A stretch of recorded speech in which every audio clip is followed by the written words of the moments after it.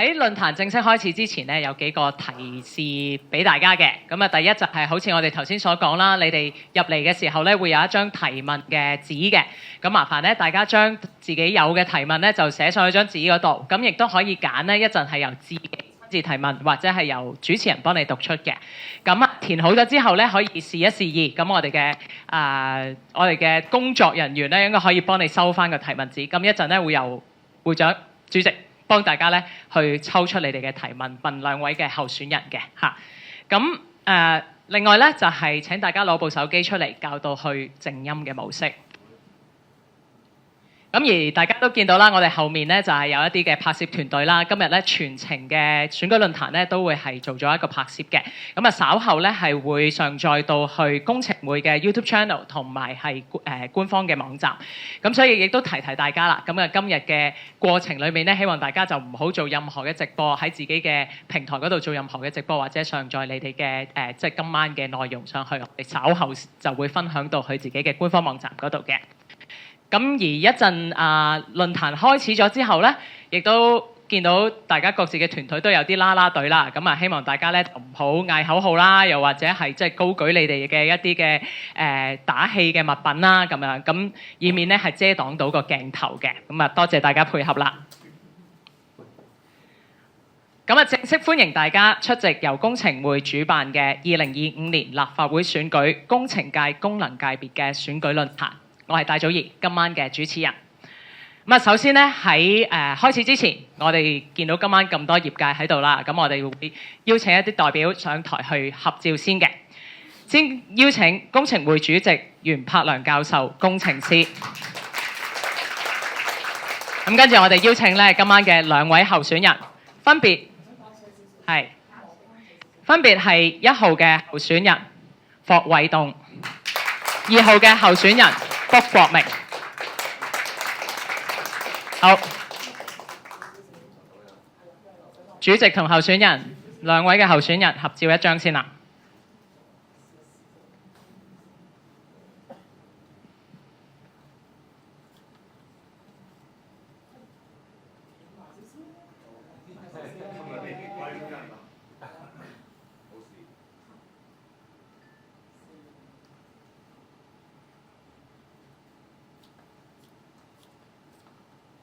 可以？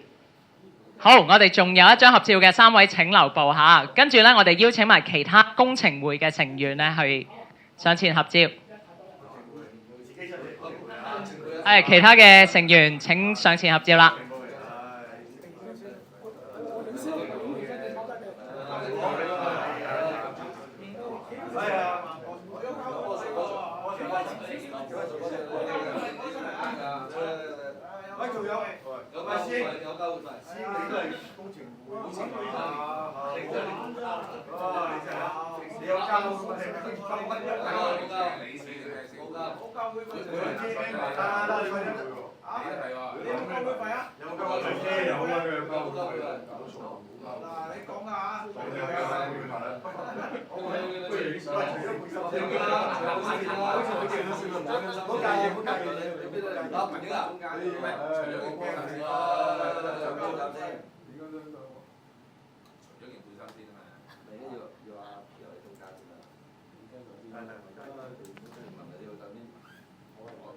好，仲有我哋嘅大會攝影下。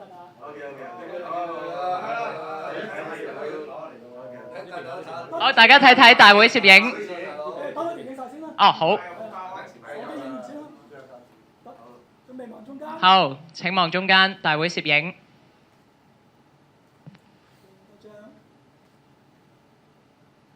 跟住 TV， 好望一望中間啊！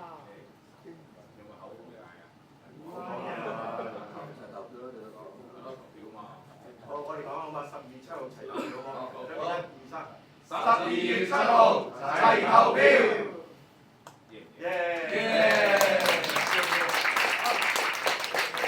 不如我哋方便後面影片嘅哥哥，我哋嚟多一次啊！我 count down 好唔好？3、2、1，我 count down 下。3、2、1。12月7號齊投票，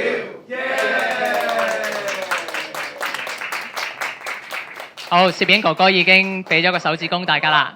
咁啊，麻煩大家咧就先到台下就座先。咁我哋先邀請主席要留步啦，因為主席袁柏良教授工程師咧會先為我哋致辭嘅。請等一等下呢個，俾翻個梯。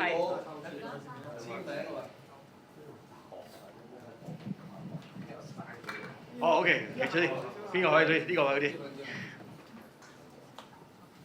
好，咁啊，首先各位工程界同埋傳媒嘅朋友啦，咁當然我哋最重要有兩位候選人啦。大家好，咁啊好多謝大家喺百忙之中咧，亦都抽時間嚟啦。我知大家都好忙嘅，咁我就作為工程會嘅主席，咁啊亦都再次多謝大家嚟啦。咁亦都係出席工程會今次主辦嘅選舉論壇。咁首先我亦都呼籲咧，在場每一位嘅工程界嘅選民朋友，無論你係香港工程師學會嘅會員，定係註冊專業工程師，都請大家多多提問。喺論壇上面咧，問問題係最直接了解候選人嘅立場同埋佢哋嘅政策嘅倡議。大家如果做工程師嘅話咧，我哋嘅責任唔係淨係用喺專業嘅知識上面，同埋喺工作崗位上面盡力，我哋更加要為我哋嘅業界發聲，齊心保障我哋大家業界嘅利益，同埋香港嘅整體利益。你哋每一個問題，候選人每一個回答，都可以幫我哋清楚了解到每位候選人究竟佢哋打算點樣解決而家業界面對嘅挑戰呢？咁其次，我哋都每一位都應該關心業界嘅利益。而家工程師面對工程業界工程師面對好多嘅難題，比如技術創新同埋變革、基建嘅需求同埋供應鏈嘅問題、環境政策嘅轉變，仲有人才培訓啲問題、人口老化咁樣。我哋需要有遠見嘅業界代表帶領我哋向前走向更好嘅未來。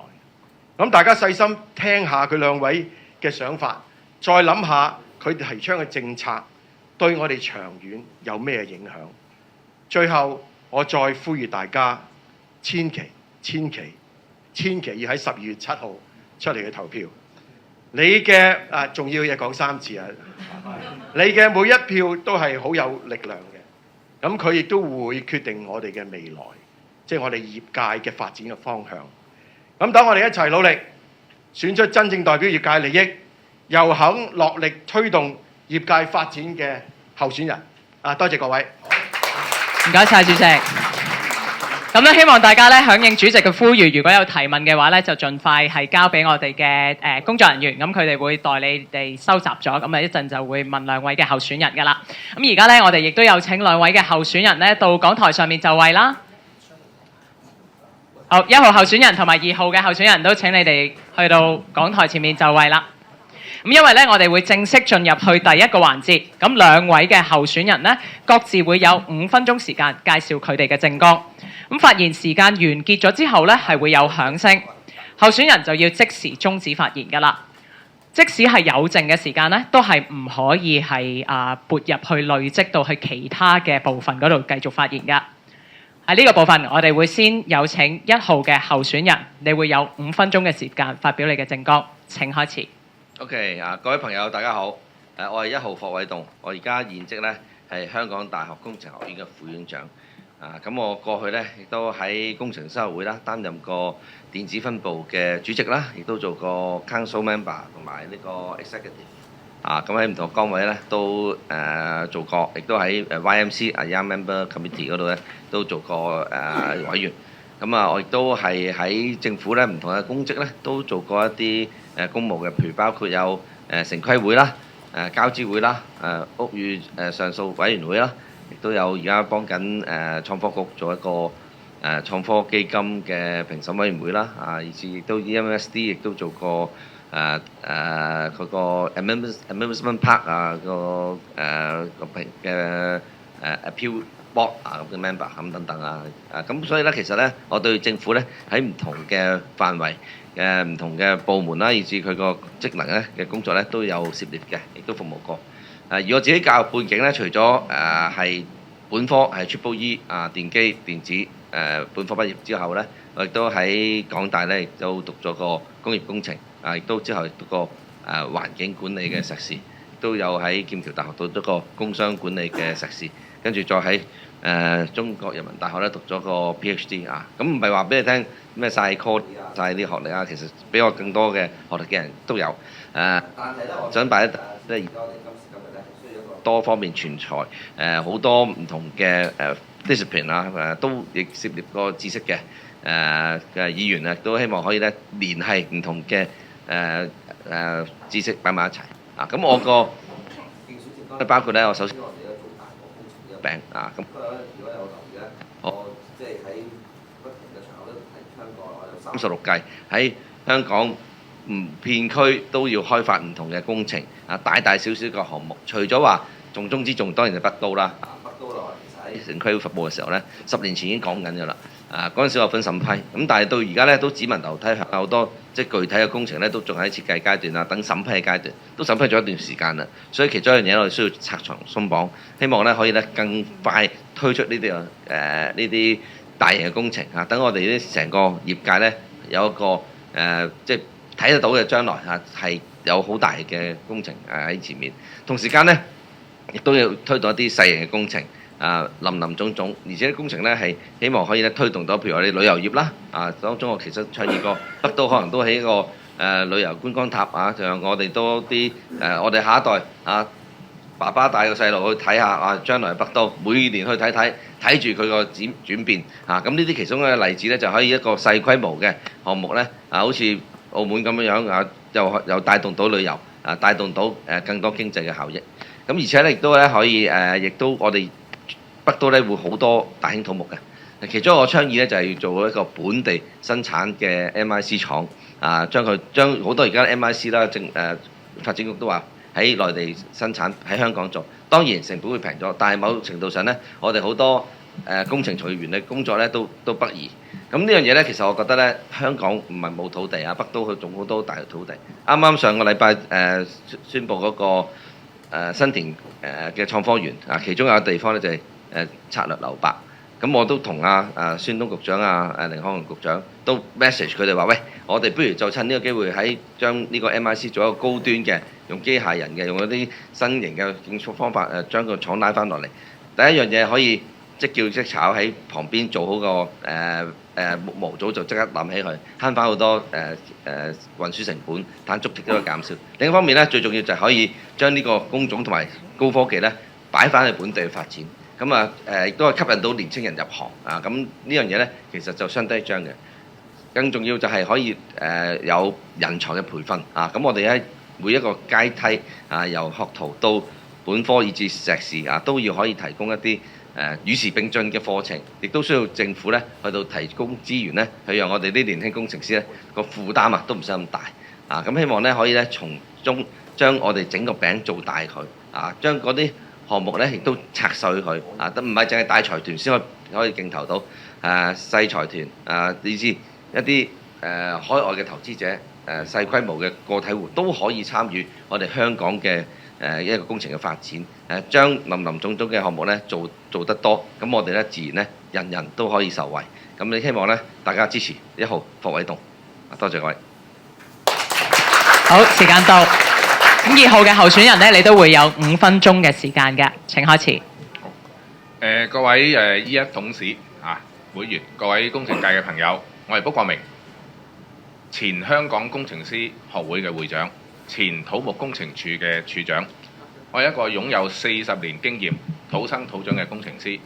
我嘅履歷同埋公職咧，大家遲啲應該呢1-2日就會收到一本 detail 嘅一個政綱寄去你屋企㗎啦。咁入邊可以睇到我嘅公職我提出以專業護權益、以創新育未來為我嘅競選口號，目的係推動香港戰略轉型、共創繁榮安定嘅新篇章。我嘅4大政綱咧，包括1、工程領航、鬆綁賦能。社會係需要加速北都發展，首先就係要制度嘅創新。我會以我喺政府多年嚟個工作經驗，對立法會議會運作嘅認識，以工程專業領航，協助立法會同埋政府咧，盡快做一條加速嘅北都發展嘅專屬法案。特區中嘅特區，即係話多啲法例上嘅 relaxation， 設立沙盤機制，擁抱創新，提倡容許試錯嘅文化，亦設立北都發展統籌機制，打破壁壘，精簡規劃、審批同埋監督，從而減輕各工程師包括公務員嘅壓力，亦都聚焦人工智能、生命健康等創科發展，亦都把握河套合作區嘅獨特優勢，推動兩地人才、法律、數據、稅制上面嘅互通銜接。二、激活創科、新型工業化。我倡議設立500億嘅產業升級基金，重點協助創科嘅由0到1、1到10、1到100，然後到 N， 打造上市嘅快速通道。亦都需要提供稅收優惠，協助傳統工業升級、新型工業化。3、融入國家發展大局，強化超級聯繫人嘅角色，善用香港落地場景，打造內地企業國際總部喺香港去設佢嘅總部，亦都推進大灣區規劃標準互認，方便設計、建造、驗收同埋日後嘅維修。4係最重要嘅，就係為業界謀福祉。首先就係加速北都以外經已成熟嘅項目基建項目立刻上馬，亦都推展5年修復舊基建計劃。對於一啲 public building works， 例如第2個10年醫院計劃，儘管未有資源開工，啟動嘅設計階段，咁就可以有好多工程師即刻有工開。其實我哋 public works program 呢係唔缺 project， 既未雨綢繆，何須臨渴掘井？我嘅倡議為業界謀福祉，呢啲咁嘅倡議呢，只要落實，以下嘅工程可以即時上馬。11號幹線、青龍橋、獅子山隧道重建工程、屯門繞道、青衣至大嶼山連接路、智能水務基礎設施 Digital Water、更新老舊喉管、翻新香港隧道、堅拿道天橋、龍翔道馬路嘅路面。第2期嘅10年醫院計劃，頭先講咗，2年推出300億至到400億嘅 CAD item， 即係5000萬樓下嘅工程，即刻開工。好啦，大家會問錢從何來？一方面將基建債務上限提升到1萬億，嗱，強調係個上限提高，唔係話今天叫你借1萬億，唔好被誤導啊！另一方面，我哋要激活私人嘅市場，以基建刺激經濟，令到消費嘅信心翻嚟，咁就會有信心買樓，咁就會刺激到私人樓宇嘅項目。另一方面，我哋重啟 PPP 適合嘅項目呢，就係11號幹線。我倡議嘅一個叫 Boost Build Own Operate Subsidy Transfer 呢個咁嘅 PPP model， 亦都要到位改善營商環境，降低成本，增加效率。點樣呢？其中降低成本嘅就係精簡審批流程。我倡議審批部門嘅公務員呢，作為一個監管者，守護法律法規嘅質量安全情況下呢，同時因應公眾利益，承擔促進者角色。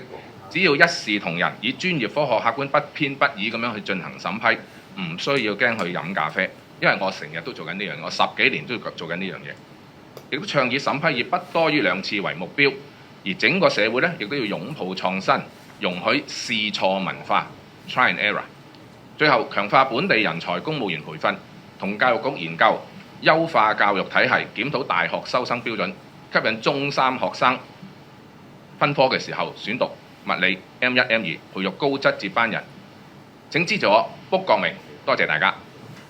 好，時間到。咁啊，聽完2位候選人發表佢哋嘅政綱之後咧，咁啊，大家係有機會去做提問嘅。其實頭先入嚟嘅時候咧，大家都將你哋嘅提問紙咧係經過我哋嘅工作人員收集咗之後啦，一陣咧會由主席就係抽出大家提交嘅問題。咁啊，大家應該咧都揀咗咧，究竟係會自己問，或者係由主持人為你哋提出。咁無論係邊一個發問嘅，我哋都會係由2個候選人輪流去作答㗎。咁佢哋每人咧會有2分半鐘嘅時答去答每一條嘅問題。咁啊，當夠鐘嘅時候咧，就會即時終止發言㗎啦。咁啊，如果候選人咧係有剩翻嘅發言時間咧，都會被視為係自動放棄，唔可以係累積到下一條問題或者係下一個環節嘅。咁嚟緊呢一個環節咧，候選人係會交替次序咁去回應問題。第一條問題將會由2號嘅候選人答先。咁啊首先回應，咁啊之後咧係會係1號嘅候選人係隨後回應嘅。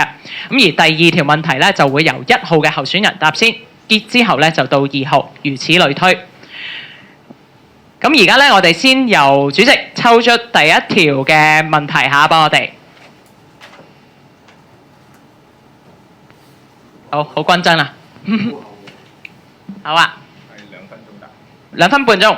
好啊。咁啊，呢位業界咧係選擇由我代為發問嘅。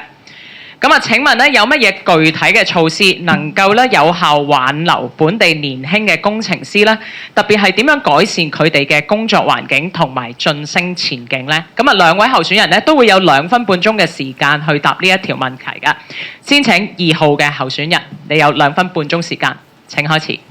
好，改善本地年輕工程師佢嘅工作環境同埋待遇咧，最主要一樣嘢，首先多啲 job。即係所以我嘅倡議嘅咧就係話，除咗我哋而家係大力發展北都之外咧，其實好多北都以外嘅工程咧係暫時好多都 on hold 咗。咁所以我就要北都以外都要多啲做，多啲做咧，多啲工程推出咧，就市場咧就會係即係自然會好起嚟。特別係個 works contract 嗰啲 tendering 啊 ，consultants 嗰啲 tendering 咧，嗰個價錢要好翻啲，因為價錢唔好咧，工程師嘅待遇就好難升上嚟。所以大前提就一定係工程師嗰個待遇係好翻先。咁另外一樣嘢咧，就係話點樣挽留我哋呢啲工程人才咧？就係香港我哋嗰個工作環境 working environment 咧係要做得好啲，即係話我哋嗰個work-life balance 係要做得好。咁所以我哋嚟講本身咧，一定係即係喺嗰個叫做即係地方嘅建設，我哋一定要係注重一啲係話提供一啲好嘅工作環境，等啲工程師嗰個工時唔好咁長。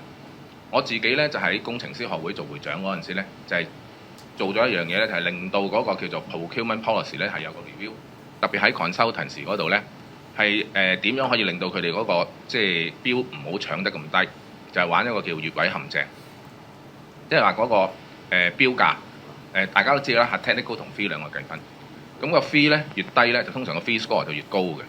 咁但係咧我就擺一個叫做 median 80%，去到80%咧就已經係最高分 ，fee score 最高，低過80%扣分。咁變咗咧，嗰啲落標嗰啲人咧就唔敢落得咁低，因為佢落得低嘅話咧係攞唔到高分。咁呢個咧就發展局咧就係喺2022年嗰陣時咧係採納咗。咁當時咧 consultancy 嗰個標價咧係好咗嘅。另外一樣嘢咧就係嗰個 hourly rate 咧係即係同即係嗰個叫做政府嗰個工程師嘅人工啊係有一啲 reference 掛鈎。咁所以咧2022年個標價係好咗嘅。咁但係2023年咧又跌翻。2024年又跌翻。因為咧工程量唔夠，咁所以你睇到咧就係大前提係需要將個工程量係大幅增加先得。咁亦都當時我都倡議喺 works contract 都採納呢個越位陷阱，但係當時政府冇採納。咁我做到立法會議員之後咧，我會繼續推呢樣嘢。多謝。好啊，你仲有5秒嘅時間，係咪放棄？係。好。咁咧，我哋邀請1號候選人都回答呢條問題，好嘛？你一樣有2分半鐘嘅時間嘅，請開始。要解決我哋年青人才外流嘅問題咧，我哋首先要了解佢點解走。實在咧係唔係單係個工作或者錢係可以留到佢。我經歷過好多，因為我係面對係好多年青人啊，包括啲就算同到啲年青，我哋有時咧見到咧，我就算加人工，就算挽留佢佢都想要試下新嘢。你明白？而家今時嘅年青人話要做 slasher 要去改變佢，要留低咧，其實有幾樣嘢。第一，當然啦，有揾你職業俾佢佢仲有要有前景喎，佢要知道咧未來10年20年將來發展係點嘅樣。所以有啲咧，譬如我啲團隊咧，佢話：我阿霍 Sir， 我都係想走啦。咁原因我問佢點解，佢話：我想試下新嘢，機械人啊、低空經濟啊，或者係而家講緊啲人工智能啊，樣樣佢都想試。咁所以咧，其實首先我哋要俾到佢試新嘢個機會。咁點解我哋要將公務同埋我哋一啲創科要融合一齊？我哋前創科局薛 Sir 啱啱嚟到啦，係嘛？好歡迎來到先嚇。佢計唔緊要，咁呢個要值得尊重嘅。即係尊重佢哋，因為咧創科係我哋一個未來啊，咁所以咧點解我講個 works and technology 一齊要結合 fusion 啊，我簡稱 Wilton Falk WTF 啊，其中一個就係我講呢樣嘢。咁所以咧年青人咧係需要有個咁嘅平台俾佢，但與此同時咧，佢亦都要有向上流嘅機會。讀書咧而家目前嚟講係一個關卡啊，我哋要打破呢樣嘢。點解咧？因為咧香港嘅大學咧做得太好啦，好多海外嘅內地嘅都湧嚟香港讀書，令到嗰個供求關係失衡咧，個教學費唔平嘅而家。你知唔知讀一個 master 年青人啊20零30萬一個月啊，就算本地嘅平過內地㗎啦，都要20萬。所以咧我哋要咧如果咁高嘅學費咧，佢寧願選擇海外浸下鹹水。出咗去咧，已經走咗一半㗎啦。你會翻嚟仲更加難，所以我哋其實要喺譬如教育局，我哋倡議咧就係學費要有資助啊，唔單止以前9年去到12年免費，我哋仲要去到碩士都有資助。咁留住人才，讓佢哋與時並進，可以上到去。同時間咧，我提倡個 MIC 咧，其實亦都係可以將嗰啲工序咧由惡劣嘅地盤環境咧搬到係一個可控安全嘅環境。家長亦都願意俾佢哋下一代係入呢行，咁所以咧呢樣嘢好，時間夠啦。OK。好，不過1號候選人咧，你都繼續準備，因為下一條問題咧會由你答先嘅。咁而家請主席咧幫我哋抽第2條嘅問題啦，都會係每位候選人有2分半鐘回答嘅。好，呢條問題都係交俾我問嘅。咁佢就話。嗱，佢其實指明問一個候選人嘅，不過我哋今次嘅提問環節咧，一定係要問晒2位嘅候選人嘅嚇。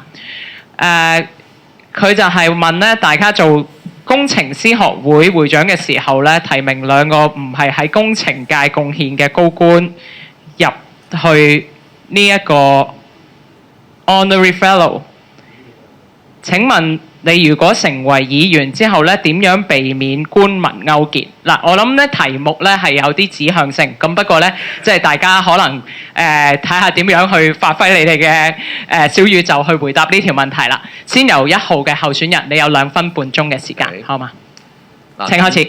咁首先咧，我未做過會長啦，咁我亦都我只能夠講我做主席嘅時候啦，分佈，雖然少少分佈，但我都即係秉公辦理譬如我申請入會嘅會員嘅推薦咁呢個我覺得好重要啦。其實而家即係香港一路以嚟係一個大家都知道係廉潔嘅社會，亦都係大家講規矩嘅。咁我覺得呢樣嘢我第一個 uphold 呢樣嘢啦，呢個都重要嘅，因為其實咧香港之所以有今日嘅成就咧，其實都係有賴我哋一個好有效嘅政府啦，亦都係好廉潔，亦都係以嘅法例同埋規矩行先。咁呢樣嘢，我覺得如果作為議員嘅話咧，我一定會好好咁堅持同埋即係保衞捍衞呢樣嘢啦。而事實上咧，我亦都覺得呢件事我都聽聞過我啲即係會入邊一啲 senior 嘅或者我哋嘅 council member 都爭論過呢件事情。某程度上我都明白係令到一啲會員失咗信心。咁呢樣嘢我覺得咧都要做多啲事情去到挽救呢樣嘢啦。等大家咧對我哋嘅會嘅機制咧係有翻信心亦都等嚟緊唔可以即係譬如我哋喺個 governance 方面要做多啲啦。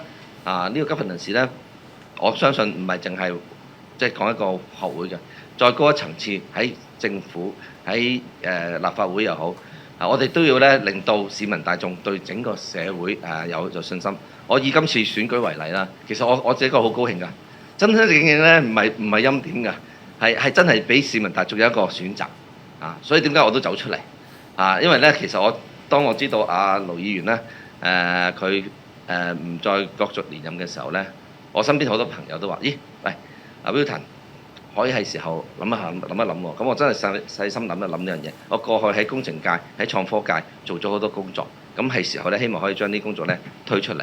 咁所以其實咧，呢個選舉就正正係俾大家知道係一個好好玩嘅真係可以有選擇嘅一個選舉。咁呢個亦都係啦，即係唔係話以前嚟講嗱，即係我都面對現實，大家講下，即係以前喺兩派爭辯嘅時候，都有啲欽點呢啲時候咧已經冇晒呢樣嘢啦，所以大家記住投票。好，你嘅時間夠啦，咁有請咧2號嘅候選人，你都會有2分半鐘嘅時間嘅，請開始。多謝。呢條問題咧好明顯係問我㗎啦。咁啊，不過呢位提問嘅問題咧就小心要搞清楚啊！即係如果係講事實嘅話咧，喺我做會長嗰期咧係應該係一個高官嚇，即係阿 Winnie Ho。我諗呢個大家都會係知嘅，喺新聞亦都有，因為係即係有人特別炒作啦嚇。但我必須要強調，當時即係阿 Winnie Ho 呢個 case 咧係跟足晒工程師學會嘅規章嚟去做嘅。喺呢個 case 之前，過往咁多年，香港工程師學會亦都有 appoint 同類型嘅一啲不是 engineering background 嘅喺社會上對工程項目、工程呢樣嘢係有重大貢獻嘅，有18個呢啲 case。啊，點解冇人去炒作呢？係嘛？咁所以咧，我哋希望大家會明白，當時 process 呢個 case 咧係按公眾利益向同工程師學會亦都係負責，亦都係按機制去行事，完全冇問題嘅。好啦。頭先佢用一個字叫做咩？官民勾結啊！呢個字咧，我覺得咧係更加需要咧有一個叫有經驗、有能力、有承擔嘅，即係未來啊！做一個立法會議員嘅話咧，當呢啲咁嘅accusation 出現嘅時候咧，要去 defend， 因為正正過往呢20-30年咧，香港就係出現一啲嘢咧，就係喐下就話你係官商勾結啊、利益輸送啊咁樣，搞到咩咧？香港我哋今天我哋30年嚟啦，已經冇一個叫做喺基建項目即係重大基建項目上面嘅 PPP， 對上一單 BOT 已經係大欖隧道收翻添㗎啦。我哋正正就係因為呢嗰個政治環境變差咗，所以啲財團唔敢嚟咯，一句官商勾結，佢咪唔投資咯。嗱，所以我倡議呢就係隨住我哋嗰個政治氣候而家穩定翻，我哋應該重啟翻 PPP。喺我嘅頭先我嘅政綱入邊咧，我都話11號幹線係一個適合嘅項目，就係希望向個社會財團發出一個訊息：香港已經由亂變治，由治及興。我哋需要加快我哋嘅基建，加快我哋嘅社會發展，唔好再內耗啊！多謝。好，仲有7秒嘅時間，都係放棄啦，係咪？好，咁我哋都要麻煩2號嘅候選人咧都準備啦，因為下一條嘅問題咧都會係你答先嘅，係請主席咧幫我哋抽第3條嘅問題啦。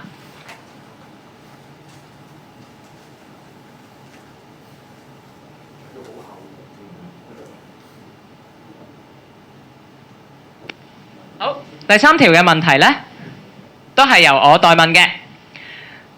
佢話咧《基本法》第3條 Human Right。政府咧5年內打咗，唔好意思啊，因為寫得有啲料啊，打咗應該係寫咗一個數字幾多次官司啦嚇，輸咗好多次之後咧，你哋會點樣？你哋會點樣做？你哋會點樣回應？係咪啊？點樣？你哋會點樣？哦，你哋點樣睇？係啦，好。2號候選人會由你答先嘅，你有2分半鐘嘅時間。請開始。嗱，呢條問題咧，我希望咧就大家就唔好話牽涉入去，即係太多講 human right 嗰啲官司嘅內容啦嚇。咁但係針對呢樣嘢咧，就香港嚟講咧，係過往嗰個政治氣候，即係的確係一個唔太理想嘅一個環境。咁所以咧就香港就係停滯不前啊！我哋個社會發展係停滯咗。所以點解我哋一時飽死一時餓死地咁樣？有好多基建項目。應該要推出嘅時候推出唔到，咁到即係搞掂嘅時候咧，bang一聲就推好多出嚟，咁所以成日出一時爆死一時餓死。咁我想講嘅咧就係話，呢啲咁嘅打官司呢啲東西咧，香港從來係一個法治社會，我哋係守法啊，特區政府即係都係一個守法。香港我哋係即係香港政府係尊重法律嘅。所以我自己本身都親自係領教過呢啲咁嘅官司，中環灣仔繞道係即係打過2次官司啊。我自己港珠澳大橋亦都係俾過1次係打官司，但係道理就係永遠係即係應該係喺翻嗰個即係叫道理嗰邊啊。咁所以咧，我相信每個人喺即係社會上每一個人都係有嗰個法律權利去挑戰政府，但係政府往往咧都係以公眾利益去行事，咁所以咧未來我希望咧就係社會可以係上下一心、團結一致、由治及興，大家去即係集中個精力咧係去發展社會。咁所以咧變咗我倡議嘅政綱咧就係話大家集中精力，北都我哋要提速提效啊，咁啊快脆去做起嚟。亦都要，因為而家香港咧係經濟轉型，所以我哋亦都應該要係話刺激翻嗰個經濟，係令到市民嗰個消費信心係翻嚟，可以係刺激翻嗰個私人 building work 嗰個樓宇，特別係呢一方面。咁所以變咗咧，整體嚟講咧，我哋嗱一聲，大家上下一心，眾志成城，搞好創科，搞好北都發展，搞埋北都以外嘅發展，從而令到我哋嗰個由基建推動經濟。令到大家可以去有信心消費之後咧，就去買樓啊！買樓咧，咁啊私人嘅 building work 亦都會好起嚟。咁私人嘅 building work 好起嚟咧，咁啊大家會多啲 job。咁啊大家一齊即係打造一個美麗繁榮啊快樂宜居嘅香港。多謝大家。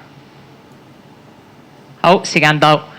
咁有請1號嘅候選人，你都有2分半鐘去答呢條問題嘅。請開始。好咁唔該晒。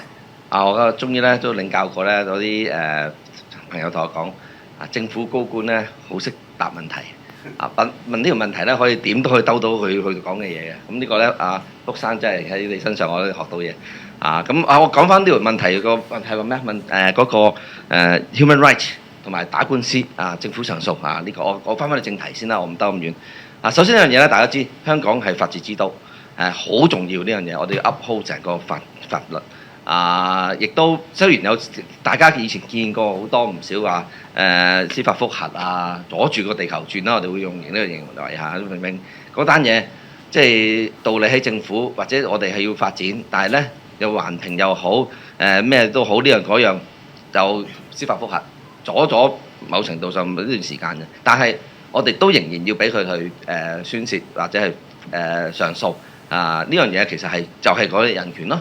呢個就係我哋香港咁多年以嚟賴以係成為一個國際嘅大都會嘅一個核心呢個價值係好重要嘅呢樣嘢咧亦都唔可以話因為我要貪快去到做呢樣嘢但係與此同時，我哋都唔係話要拖慢所以我哋點解就要 review 下再檢討下我哋成個法律我哋成個步驟有冇地方可以真係簡化咧？因為其實你睇翻司法覆核咧，佢都係覆核翻你係咪跟翻 procedure， 跟翻我哋啲 rule and regulation 去做嘢噶嘛。如果係 rule and regulation 係有漏洞，係令到人有呢個 loophole咁其實你抵俾人司法覆核㗎。咁所以我哋立法會就係有需要有一個咁嘅能力去到 review 一下，有冇啲係已經過時嘅法律，我哋希望可以與時並進。就算將來俾人 JR， 我哋都唔驚有充分嘅理據而且仲有一樣嘢，我覺得咧。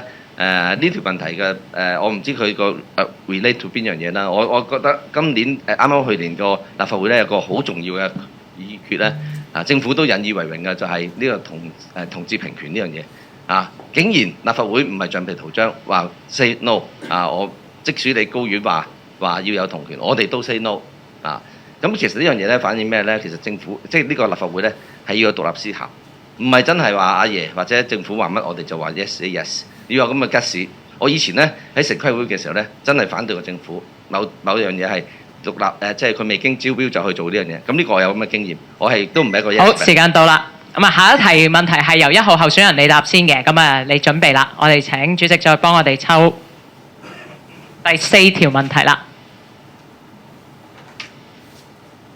好，都係由我代問嘅。咁佢就問到咧，目前公營嘅工程投標咧，仍然係以最低價中標為主導，導致承建商缺乏動力投放 AI、BIM、智能工地等等嘅創科技術。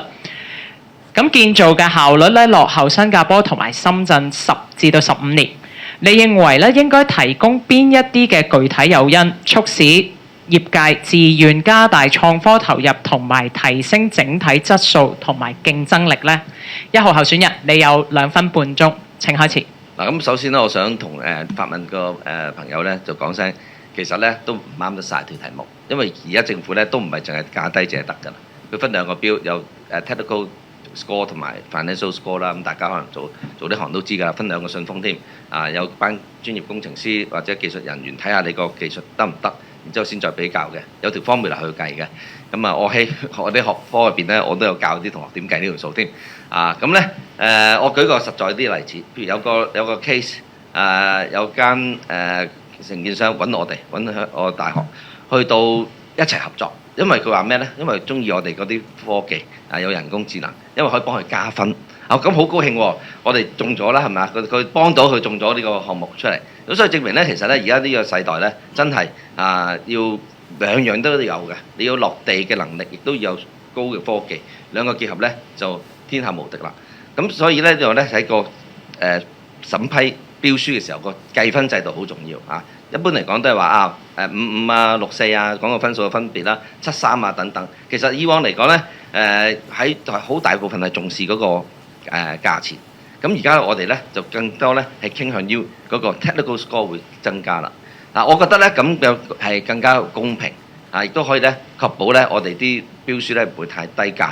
而講翻轉頭咧，我係覺得唔好介意，我係即係有啲意見嘅就係要話限住低於80就 DQ 或者減分呢樣嘢呢，其實某程度上呢都違背咗呢個公平競爭嘅原則，同埋唔好忘記呢個公帑嚟㗎嘛。所以我覺得呢，我哋如果係要諗一個計分嘅方法係公平，亦都令到唔好話真係鬥賤價。咁我哋呢係要希望加強呢個技術，就唔係話用一啲方法嚟到 OK 你低分。咁其實呢個某程度上呢，我覺得你好似有啲圍標話你唔好低價，我一定要 keep 定某個價先至得。咁其實你翻轉頭講，雖然作為工程界我哋當然開心啦，見到啲標可以高價中標，但係同時間呢個公帑亦都係令到我哋其餘嗰700萬市民喺個公帑嘅荷包嗰度可能花咗啲不必要嘅費用。咁呢樣嘢咧，所以我覺得咧呢個將來嘅投標制度咧係需要咧好好咁檢討嘅。多謝各位。好，仲有時間放棄啦，係咪？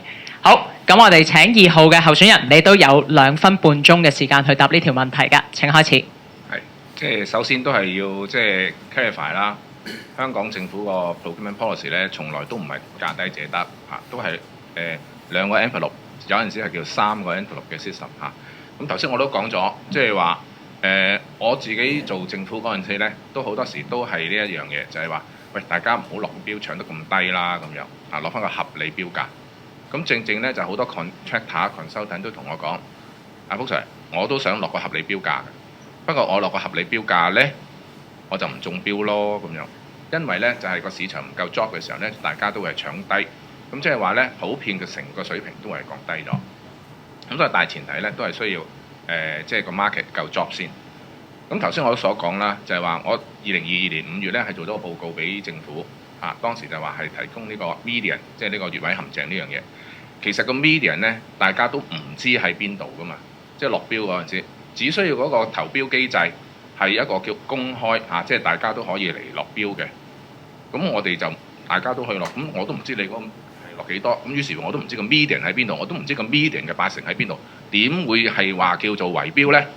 即係好明呢樣嘢，即係如果講呢句説話呢，就即係佢唔係太明白嗰個機制咁所以呢。我自己睇咧就係話，呢個喺 consultancy 呢一個咁嘅 system 即係話係 median 80扣分呢樣嘢咧，越位陷阱咧係有效令到啲投標者佢唔敢落咁低，佢要落翻一個合理啲嘅標價先至有機會去中標。咁所以呢個咧當時 consultancy 係用咗喺 works contract 嗰度咧，我都倡議今天係6成 fee 4成 technical 我係倡議咧就係55。或者有啲重大啲嘅咧，就調翻轉係46 4成 fee 添，咁從而咧令到嗰個 fee score 咧嗰個 weighting 係低翻啲。咁即係話咧，投標者佢嘅係競爭佢個 technical 嗰方面。頭先我講有啲叫 free envelope，咁可以咧係加多一個 envelope 咧就叫 innovation 即係創新。咁你創新咧亦都係攞 weighting，咁令到咧嗰個投標機制咧係更加公平、更加合理、更加係令到大家係鬥技術、鬥創新。呢樣嘢咧，大家嗰個標即係合理標價翻嚟咧，佢係即係有足夠嘅資源咧，佢做嘅工程係會更加穩妥，唔會出事多謝大家。好，時間都啱啱好啦，咁有請主席幫我哋抽第5條問題啦。咁呢條問題咧會由2號嘅候選人，你有2分半鐘嘅時間答先嘅。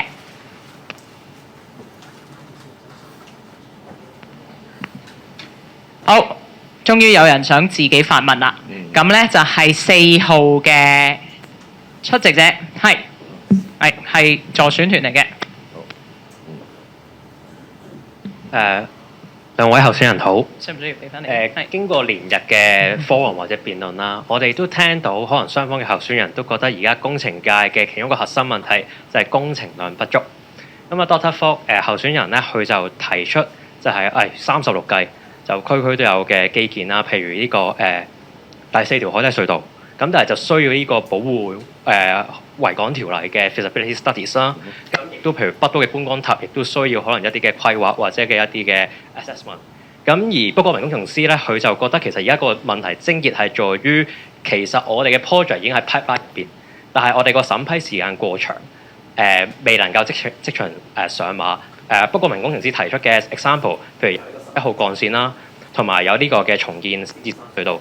咁我想請問兩位候選人，點解會覺得自己嘅方案係更加能夠解決而家工程界嘅現況呢？多謝兩位候選人。好，都唔該晒呢位提問者。咁2號嘅候選人，你會先有2分半鐘嘅時間去答呢條問題嘅。請開始。係，好多謝呢條問題。嗱，首先咧就係我嘅方案咧，就係話北都係好多工程嘅。其實大家知道咧，就係公共工程咧，今天咧政府成日都講話1200億，呢樣嘢係真嘅，係 public building work 唔夠。咁所以我就係話基建推動嚇，即係整體要上升翻啦。我倡議係話呢個1200億都唔夠，喺今天呢個 moment 嚇，咁所以咧係需要係再要加大。咁再要加大咧，頭先我講嗰啲咁嘅 project 咧，即時可以上馬，因為呢啲已經喺個 program 入邊嘅，有好多係已經係成熟咗，係可以推出，只不過因為係未有 funding support，所以就出唔到。咁所以我呢啲嘅倡議咧，就係真真正正嘅及時雨，真真正正可以即時出街，工程師即刻有 job，market 即刻 contractor、consultant 即刻有 job 做。頭先我哋提問咧，入邊有講係第4條海底隧道。第4條海底隧道咧，其實我唔知其他即係提倡呢個人知唔知道咩叫做保護維港條例？保護維港條例咧係要高呼嗰啲叫 CCC 嗰啲咁樣嘅即係test 嘅。喺維港入邊咧，如果我哋要做一條海底隧道咧，如果係話北角去即係啟德嘅話咧，我相信都要填海嘅，即係因為個 slip road 咧，因為喺嗰啲位嘅，你點都要啲填海。咁你淨係講一個叫做有冇 alternative， 係咪有呢個叫凌駕必須性呢樣嘢？你已經過唔到。咁所以咧，即係話喺北角個啟德呢個咧，10幾年前政府已經睇過㗎啦，係冇得做嘅。alignment 本身上岸冇位 ，PHO 過唔到，同埋今天大家睇下香港嘅地圖，新界出嚟嘅車。經過晒嗰啲獅子山等等嗰啲隧道之後，大老山咧都係去晒九龍半島嘅，即係一個咁樣嘅集中喺九龍之後再過香港島，唔係一個理想嘅佈局。反而將來交椅洲人工島，佢填好唔填好啦？嗰個交通基建由新界西出嚟，青龍橋過咗大嶼山之後，經過交椅洲嗰個位置去堅尼地城，係達到咗個分流 decentralization。唔需要經過九龍半島，呢個係一個更加理想嘅 alignment。對於整體香港嚟講係好嘅。多謝主。好啦，時間都到啦，咁啊有請1號嘅候選人呢，你都係會有2分半鐘嘅時間去答呢條問題嘅。請開始。好啊。咁啊，剛才咧就聚焦咧講我好似諗咗啲天馬行空、不切實際嘅諗法啦，係咪？嗱，首先第一樣嘢，我呢個係我嘅例子，同埋咧我係已經成功地做到我要做嘅目的，就係引發呢個討論。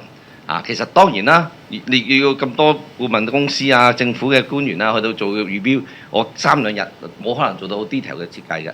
但係第一樣嘢，我希望大家明白，我哋呢個選舉過程咧係需要引發大家討論。其實好成功㗎，我覺得已經。你睇翻啲網絡，睇翻啲網民嘅討論意思媒體咧，而家有啲人係話邊度好啲，邊度好啲。嗱，當然我亦都想就要係叫辯護一下。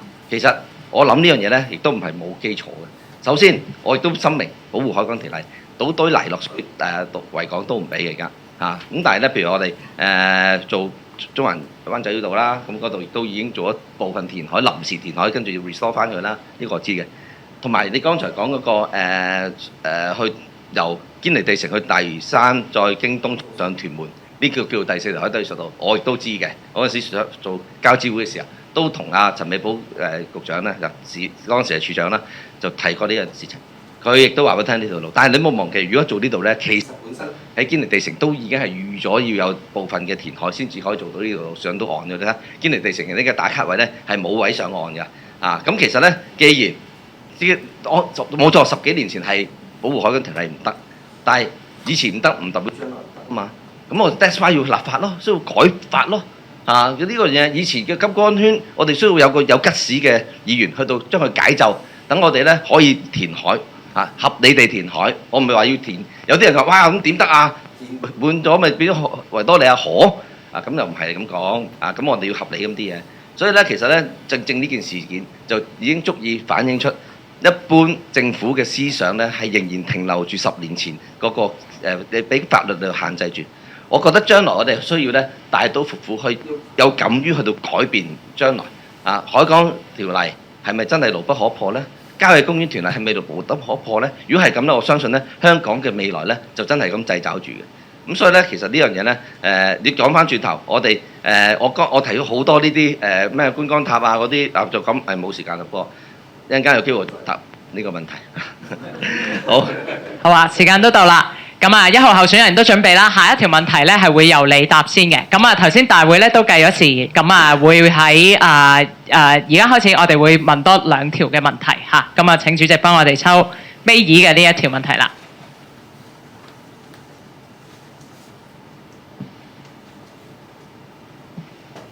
好，呢條問題係由我代問嘅。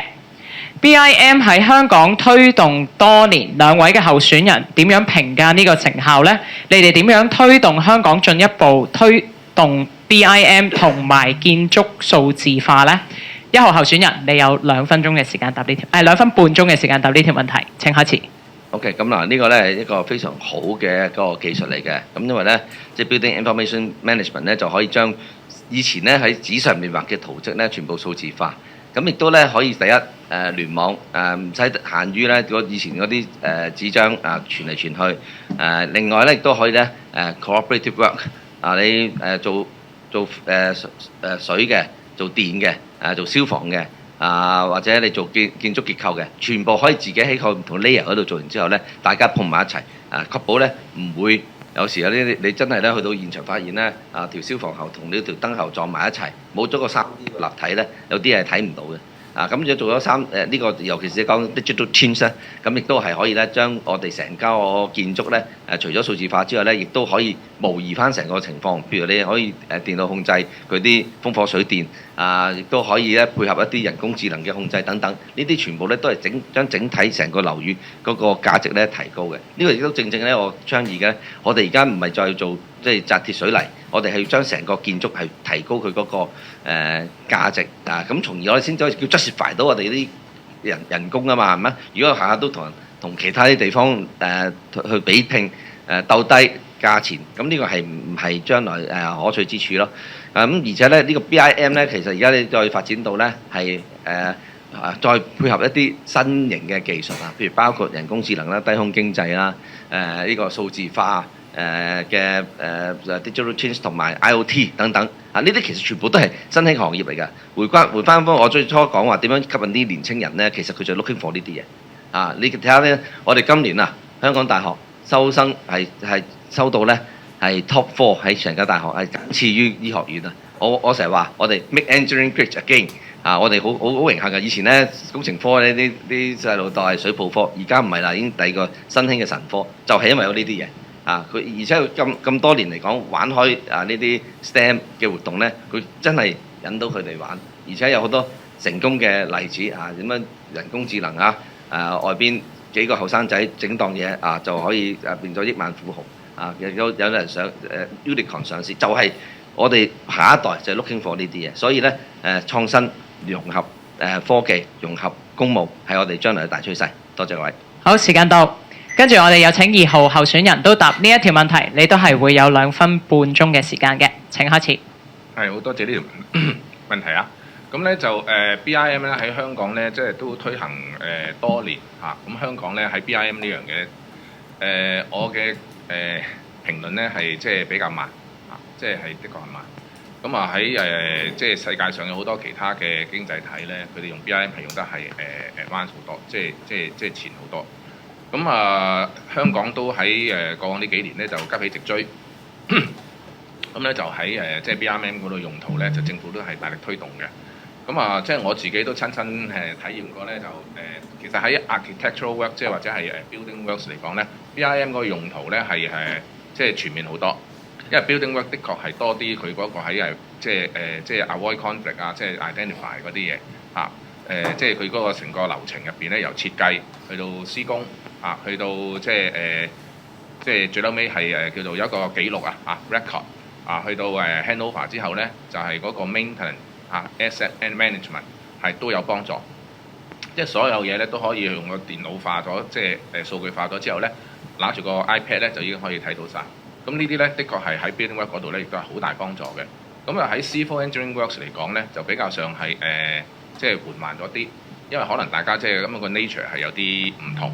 咁所以咧就 BIM 喺 civil works 嚟講咧，喺5年再之前呢個時間咧，好多時有一個 term 我哋叫做咩後期製作嚇，即係做完咗個 work 之後先做翻嗰個 BIM 出嚟。咁呢樣嘢係不理想嘅嚇。咁所以咧就喺近呢5年咧，就已經喺呢方面咧係急起直追。咁所以咧就喺 civil engineering work 亦都係多用途嘅。咁我亦都係好贊同呢一樣嘢，都係好倡議呢一樣嘢，因為呢一樣嘢咧，的確係可以係幫助到嗰個工程嘅進行嘅嚇。咁點樣幫助？我諗呢個大家都明㗎啦，即係嗰啲頭先話 identify conflict 嗰啲，其實仲可以進一步咧，就係話可以係量化到係即係成個工程嘅一個進度嘅一個量度啊，計埋嗰個叫做quantity 啊，計埋嗰個叫做 IP， 即係出糧。咁所有呢啲咧，全部都可以係利用晒 BIM 嚟去做嘅。咁所以咧就喺未來我都係即係都係 fully support，即係 BIM 咧喺香港嘅所有建造工程都應該要係實施。嗱，當然你話即係啲太細單嗰啲，我哋即係特別係嗰啲叫普通嘅一啲嘅維修咁啲，我哋就唔係冇需要用啦嚇。多謝。好，時間都到啦。咁啊，2號候選人都準備，最後一條問題咧會由你答先嘅。咁啊，請主席幫我哋抽最後一條問題啦。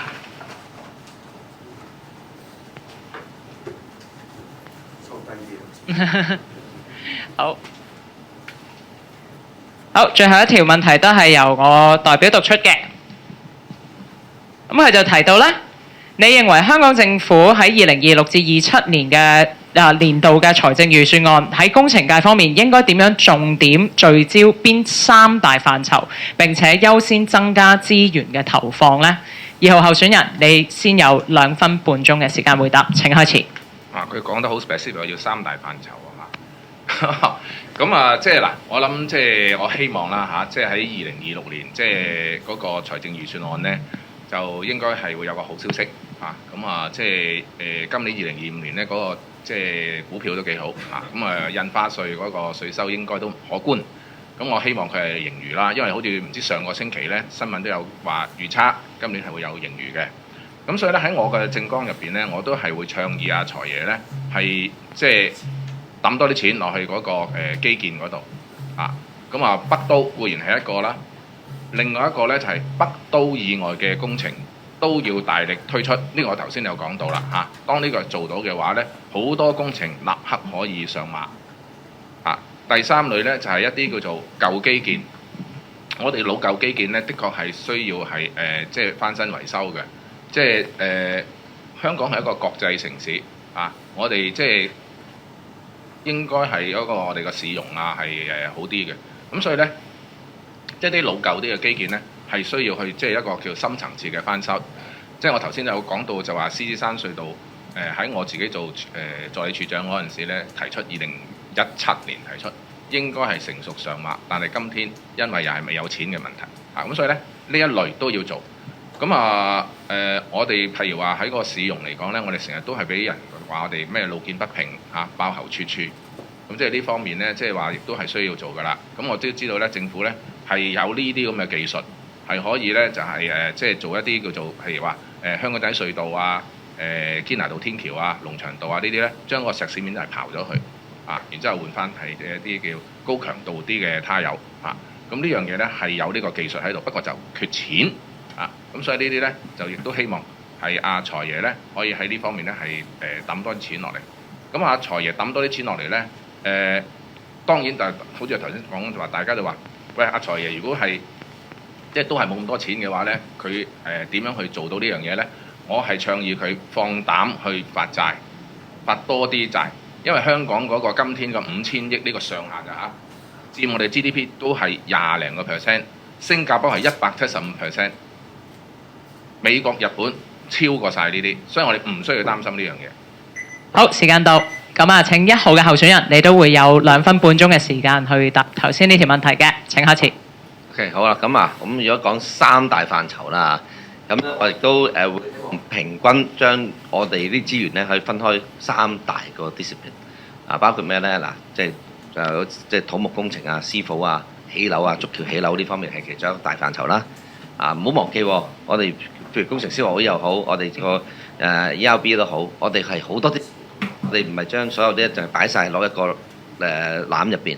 我哋希望可以平均。我一陣間歌仔都有唱，就係話我哋係人人皆可以參與嘅要。咁呢樣嘢咧係另一方面，另一個即係工程界嘅大戶啦，E&M 或者 Fire 或者 Energy 呢啲，佢唔好忘記佢哋喎。咁呢樣亦都係要發展嘅。另一個啦，一個新興嘅大戶咧就係創科啦。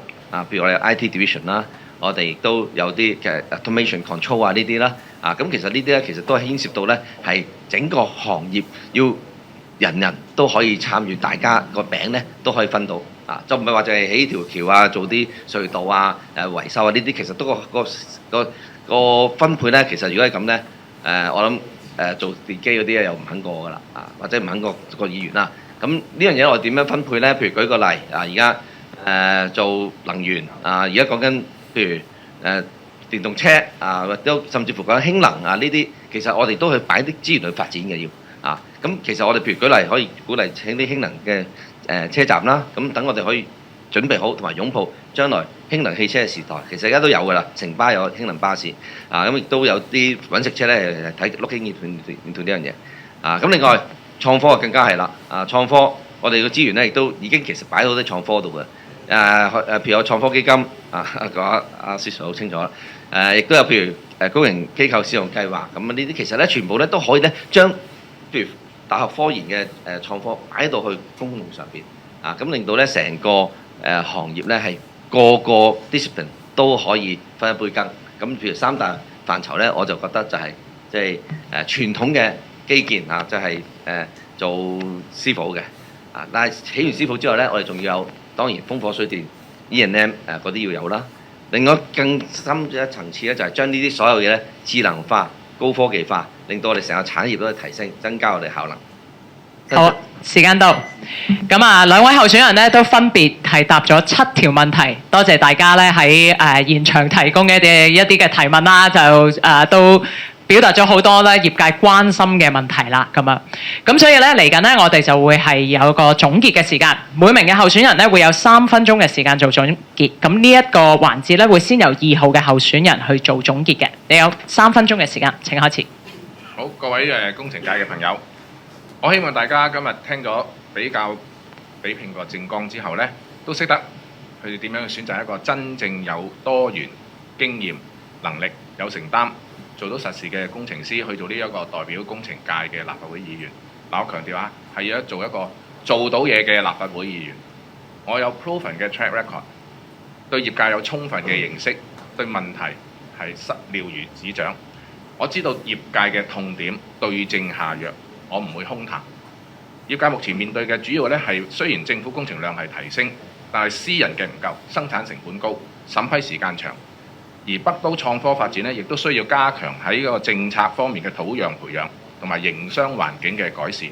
我提出嘅政綱包括加快北都、加速創科成長、提升新工業、拆牆鬆綁之餘，要賦予呢個制度能量，融入國家發展大局，加速北都基建以外嘅基建發展5年重建舊基建計劃，公營樓宇項目設計先行，同埋最重要嘅就係個文化嘅改變，就係要做促進者、試錯文化，不多於2次審批為目標等等呢，正好係回應咗今天嘅2025、2026面對嘅問題，係真真正正嘅及時雨。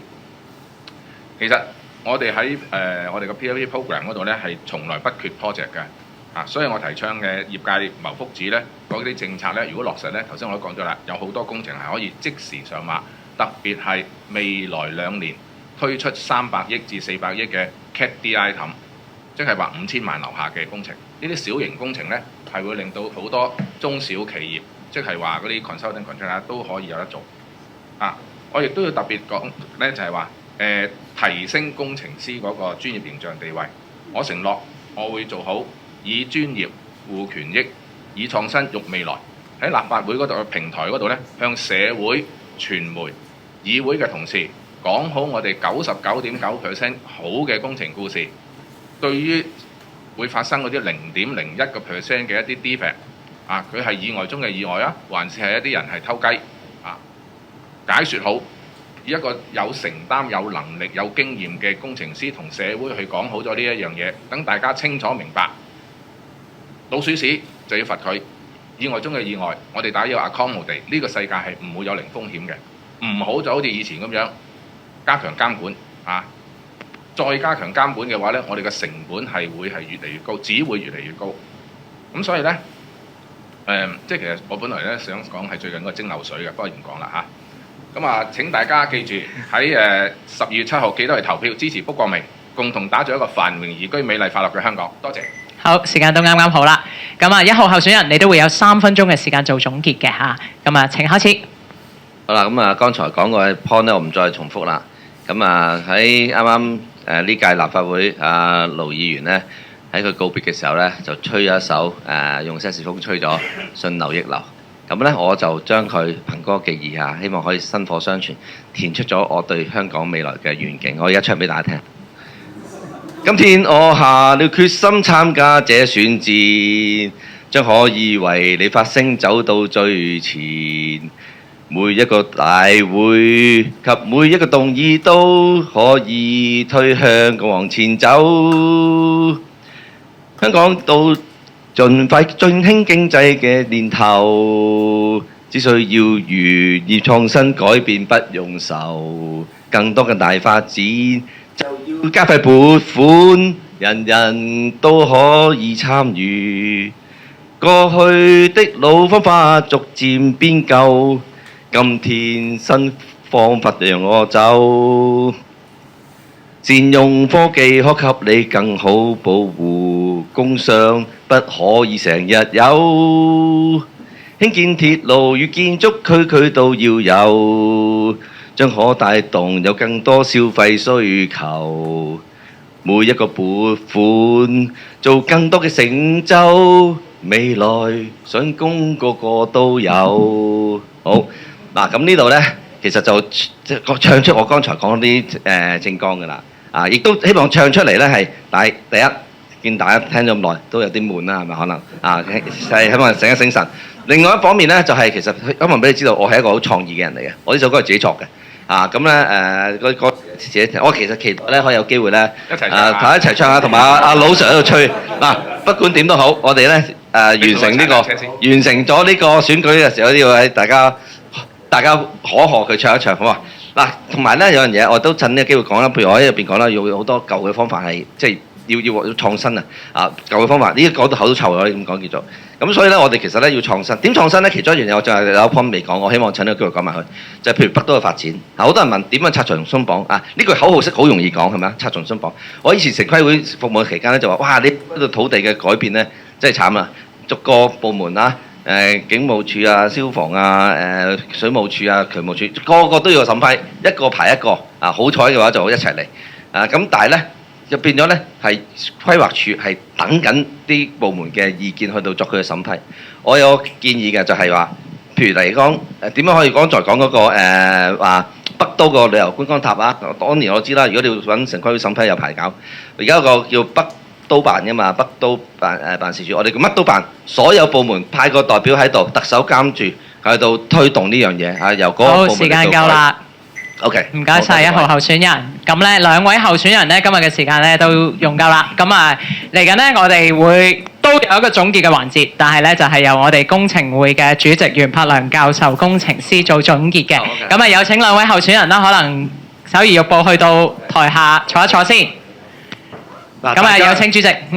大家啱啱聽完兩位候選人嘅回應，各位嘅提問啦嚇，我估大家都覺得係咪好精彩啊？好有啟發。如果我哋請俾啲掌聲鼓勵兩位候選人啦。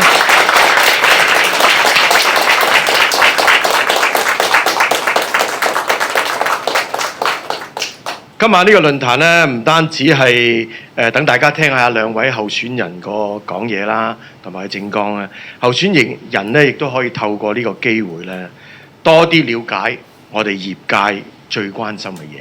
大家睇到啲問題啦，其實都好到位嘅嚇。咁大家亦都可以加深對兩位候選人嘅認識啦嚇。咁在座每位呢，其實我都話都係真心關心我哋工程界嘅自己人嚇。咁我再一次代表工程會啦，多謝兩位候選人同埋各位嘅傳媒朋友啦，嚟到抽空出席，咁亦都足以證明咧，我哋對工程界嘅熱愛嘅一份嘅責任心。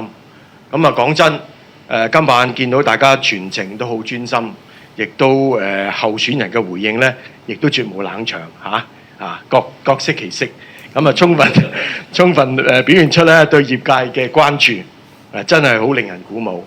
咁成功舉辦今次工程會呢個工程界嘅選舉論壇咧，咁我哋真係當然要多謝工程會嘅同仁啦，各位執委啦嚇，咁同埋咧香港公司學會嚇，咁阿 Alfred 咧亦都好幫手啦，同埋我哋公司學會嘅一啲辦事嘅人員啦，咁亦都我哋更加要多謝咧 AP Consultants 啦，同埋戴祖儀啦，我哋今晚嘅 MC 啦嚇，咁工程會咧，其實係最後喺度咧，就呼籲我哋各位工程界嘅朋友啦，一定要盡公民嘅責任，喺12月7號咧，絕對要出嚟踴躍去投票嚇。咁同時咧，亦都希望業界嘅公司咧，亦都可以咧採取彈性上班嘅時間嘅安排啦。等嗰日即係要翻工嘅同事咧，都可以出嚟投票啊。咁啊，再次多謝各位，亦都講多一次，12月7號。千祈唔好忘記去投票，多謝各位。多謝主席。咁啊，主席嘅總結咧，亦都係代表住我哋今日嘅選舉論壇咧圓滿結束啦。多謝大家嘅參與，晚安。